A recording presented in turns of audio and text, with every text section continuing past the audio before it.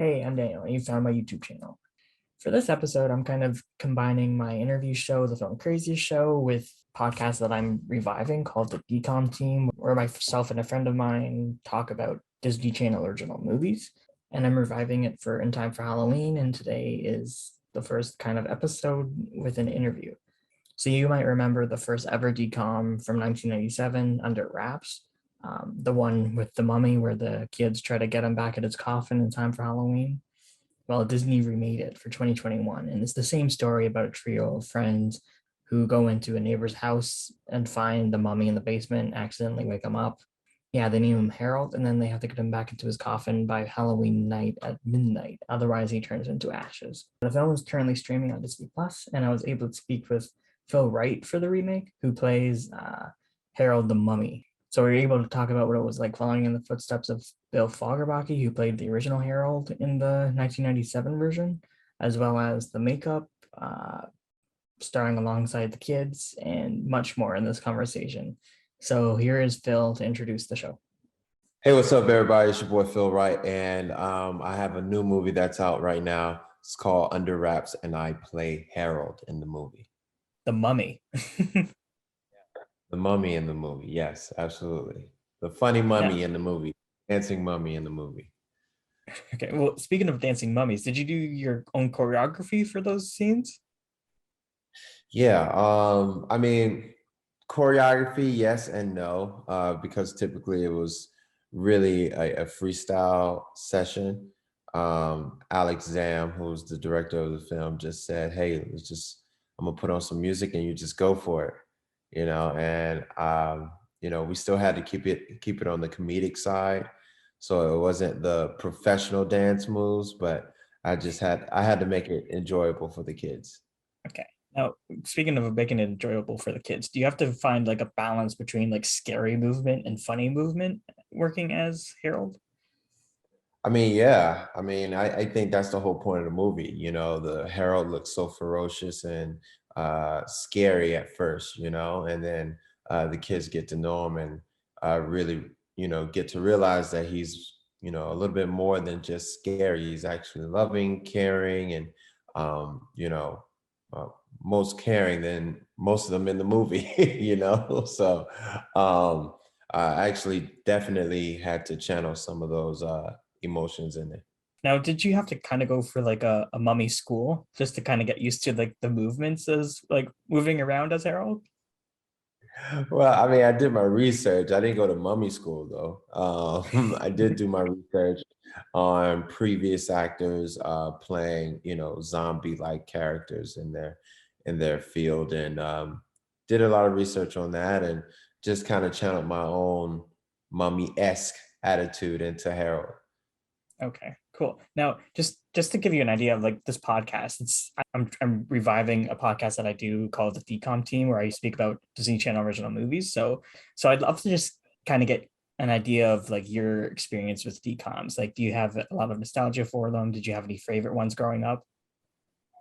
Yeah, I mean, well, I not really particularly, but I am a fan of Zombies right now. Zombies, which is one of Disney's Disney Channel original movies. I think Zombies, and I have a couple friends that's actually on that franchise, that run. Cool. Trevor, Torgman, Ariel. They're all doing amazing, so I wish them well. I'd also love to get an idea of just stepping into the footsteps of Bill Fagerbakke as the original Harold, who played him in 1997. 97, yeah. I mean, Bill did such an amazing job, and it was one of the intimidating factors of taking the role, because he did such a legendary job with the role. It was like, well, I mean, I don't know if I can top that, and I'm not really trying to top that. I'm just trying to, you know, fill the void in. You know what I mean? And I think I think so far what we've gotten from the audience is that they were receptive to my perception of Harold. I mean, Bill's perception was quite different from mine. I mean, I was I'm dancing in the movie. You Sure. know, Bill wasn't dancing that much in the movie. And you know, his comedic timing is legendary, and I just try to fill in those spots for them. Did you get to meet him? Did you get to like talk to Oh him no, about the I role? unfortunately I wasn't able to meet him. I would love to, you know, but no, I haven't met him. One thing I thought was very interesting was the original film has Bill playing both Harold and the new father boyfriend Ted. Were you ever going to play both roles, or was it always just Harold? No, it was always just Harold. They chose to hire Jamie from one of the other TV shows. He did an amazing job. So I'm actually, you know, it was I don't know if they could have ever had me play both roles because Harold was such a major part in the movie. I was a part of literally every scene, and it takes about an hour to get in the costume and a half hour to get out. And I've been in that costume for about like 12 to 15-hour days, you know what I mean? So it's kind of tough. You know, I don't think I would have wanted to play both roles. Okay, fair enough. Can you talk more about getting into just the outfit of Harold and just kind of going under wraps, quite literally? Um, you know, it takes about an hour to get in. You know, you have so many different components. You have new contacts that you have to put in, dentures. There's this prosthetic that they put on my face with glue. You know, there's a helmet that goes on. I have the torso. I have the hands, the feet, the legs. You know, it's a major process. But once you're in it, you feel like you're just in regular clothing. They did such an amazing job with the build of the fit.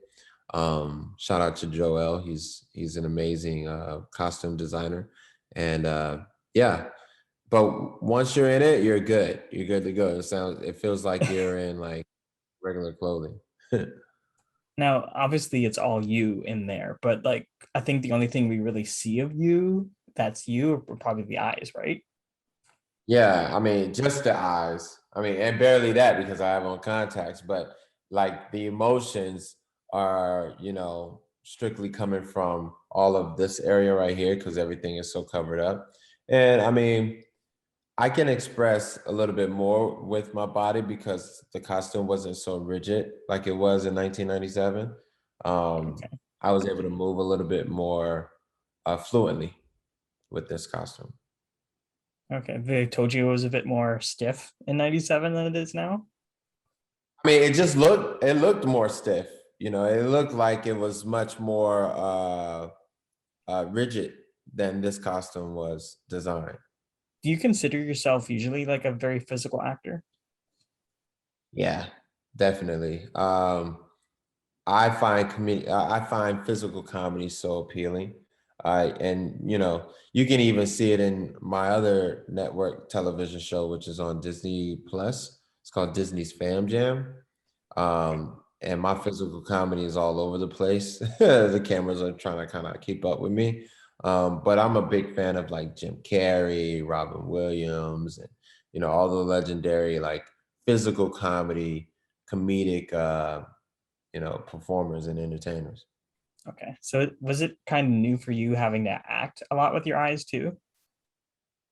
No, because I'm very expressive, you know. And although the emotions just come from your eyes, a lot of physicality comes from your body. So I was able to move as fluently as I wanted to, and that helped out in the process too. And just staying on the mummy and just getting into that character. One thing I thought of watching it was that just Vin Diesel can do so many different variations of I am Groot. So I'd be curious, Yeah. just did you have like a lot of process for just kind of getting like all the different like I guess guttural sounds, grumblings? What was that like? Yeah. I mean, I think well, Alex and I got together and we collaborated on emotions that Harold would have. What happens when he's sad? What happens when he's upset? What happens when he's uh, you know, frustrated or anything like that. So we had to kind of develop our own language for Harold. Although there were grunts, he still was very specific on expressing the emotions that come from Harold. Okay, yeah, because at one point he was trying to say Marshall, right? Yeah, just like that. That type of thing. Yeah. It's cool seeing you do the voice out of costume. Thank you. Yeah, it's me. Definitely me. Now, I'd also love to ask, just what was it like for you working with the kid cast here? Kid Cast was amazing, man. Malachi Barnes, Sophia Hammonds, and Christian J. Simon, and even Melanie Brooke. They were all amazing. Such pros on set. I actually was the most inexperienced on set because this is my first major feature film.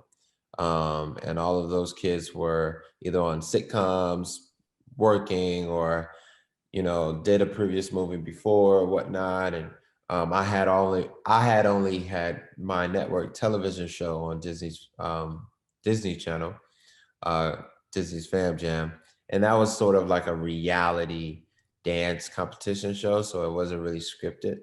So yeah, they were all seasoned, and I actually learned a lot from them. Okay, cool. Like what? What did you learn? Well, I mean, awareness.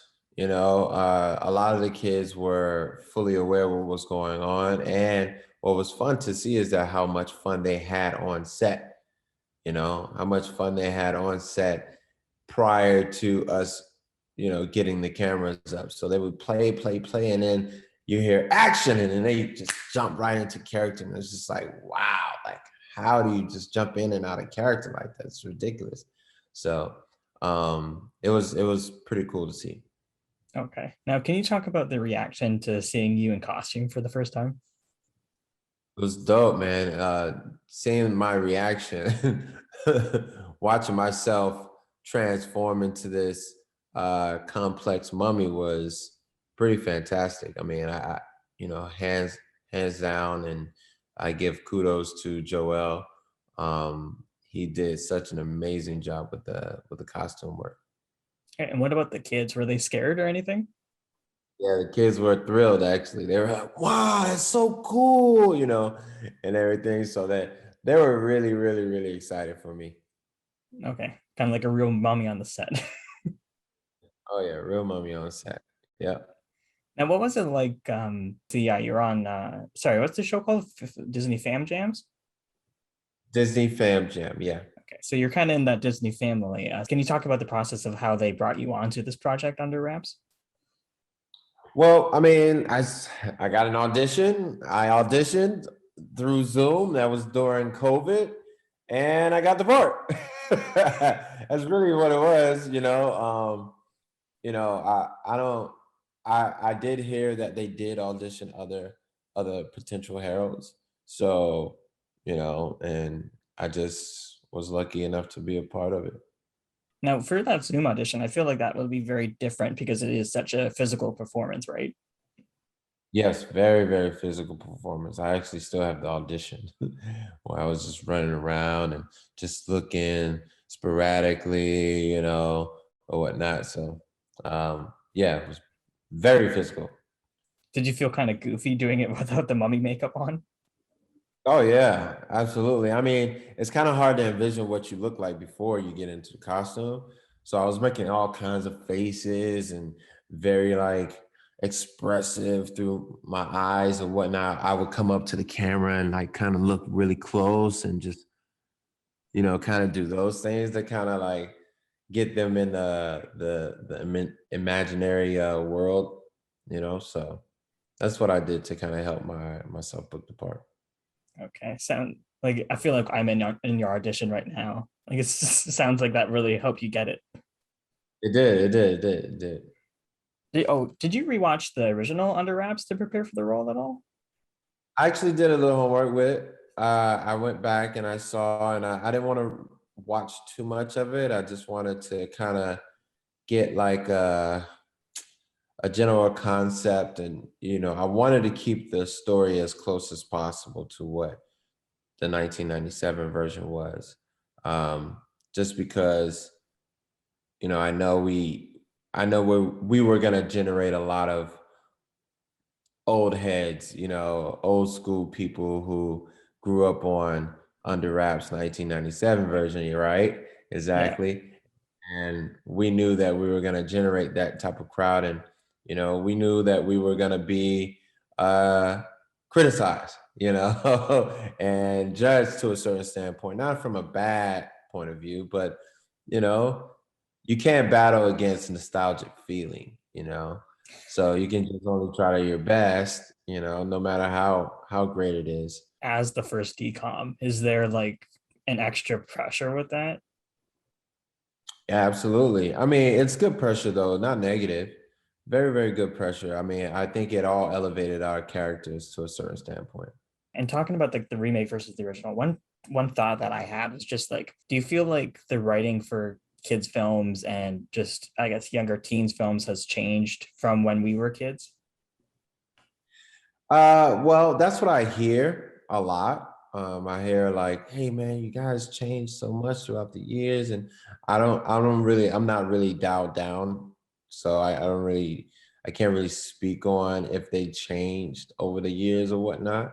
But if they did, then it is what it is. The world changes. That's what happens. I mean, that's inevitable. That's gonna happen. Sure. Do you think it changed, or do you think we just got older? I think we just got older. That's really what it is. Your perception, your view on life changes as you grow older. So I don't think, I mean, Disney Channel's been around for many, many, many, many years. Disney alone has been around before and they will be here before and after you are here. You know what I mean? So Sure. I think they know what they're I haven't watched the original film for a little while, but I think I noticed that one new thing here was the hot sauce. Yeah. What inspired that? I think that came from Alex Zam, and I think the word on the street is that his best friend's name was on that hot sauce bottle. So that's an Easter egg for anyone to go watch. Uh, but yeah, that was a clever idea because it gave me some very funny comedic moments for me to react to. Okay. And for like the kind of emotional core of the film, I thought it was interesting that Marshall got the name Harold from his grandpa. Can you just Yeah. want to talk about that aspect of the film? Yeah, I mean, I thought it was pretty cool that, and just a side note, that was actually Malachi Barton's real grandfather. That was in the film, in that picture, and I think it was just a clever way to tie in how he named Harold. And I think it was I think it was just clever. Also, I one thing I noticed in the film, of course, that Gilbert is kind of afraid of his own shadow, and Marshall is a big fan of horror films. So what camp are you in?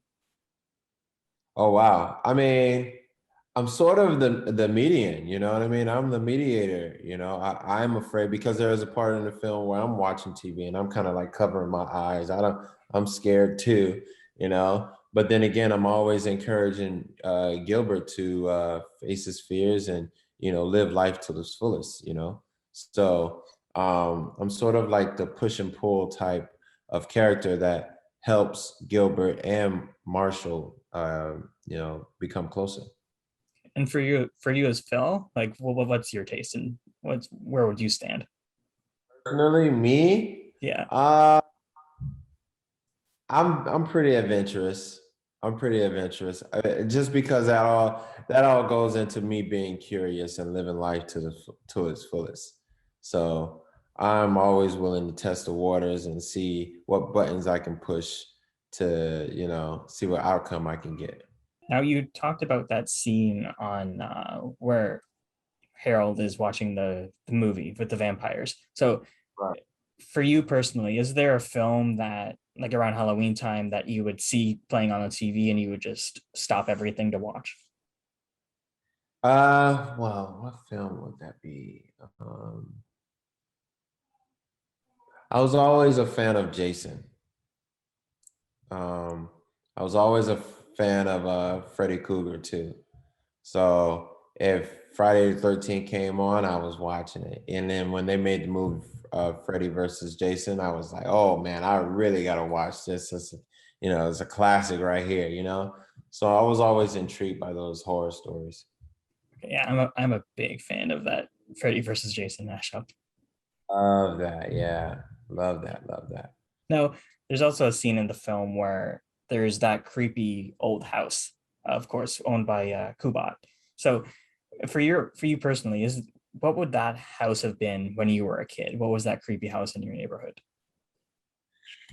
Wow, what was that? I mean, the creepy house in my neighborhood was abandoned. So like, it wasn't really anything there. And it was like just down the block, and we would actually go there and just play in the walls will be knocked down or whatnot, and we'll just kind of play hide and go seek in the houses and stuff like that. Just being bad. Just all kinds of bad, but I think there's something like that in every neighborhood. I think so. Yeah, And so you yeah. guys would go in there and just mess Play everything up. around, just mess everything up for no reason at all. Just being bad kids. Fair. Now, I'd also love to ask about I thought the stunts in this film were pretty good. So, can you talk about the setup for that one scene where you were kind of ice cream coning people into oblivion? Like, what was the setup for that scene for you? Or what? Which scene? Just when you were kind of you took the big ice cream cone and you were hitting people. Yeah. I mean, that was a scene where I felt like Alex was getting to where the more combative part of the movie. And I think the idea came from just using clever, objects in the film. And the ice cream cone was there. It was next to the amulet. And then Harold was able to yank it up, and the ice cream cone was pretty heavy too. So I'm Oh, glad it sure. worked out. Right. I just have one more. I'd just be curious of just obviously you're not in the film at the very beginning. So what was it like for you watching the film back and just seeing the kids acting when you weren't around? It was pretty cool because the anticipation was like weary. Like it was, oh my God, they're gonna see this mummy come alive. And I think Alex Zam did a brilliant job with the entire film, and um, pretty exciting to see, and just so happy to be a part of it. And have you guys gotten any reactions from fans yet? Well, I haven't gotten any hate mail, so I think I'm in the clear. I think we're in the clear with all of that, but yeah, I think they're pretty good. I mean, I think the movie is going to translate over, and once it hits Disney Plus, even more people are going to be able to watch it, and it's going to be awesome. Okay, great. Yeah. And I enjoyed it. So I think that's at least one point. Yeah. Yes. One on them. Cool. So I wanted to thank you, Phil Wright, for coming on the Filmcraziest Show, but today it's the DCOM team. So I wanted to thank you for speaking about Underwraps, the remake. Thank you so much. I appreciate it. Thank you for having me, Daniel. Yeah, thank you. Yeah, and it comes out on Disney Plus on October 8th. So I'll probably have this up after that, but so by the time people are listening, this will be on Disney Plus. Yes, it Awesome. will.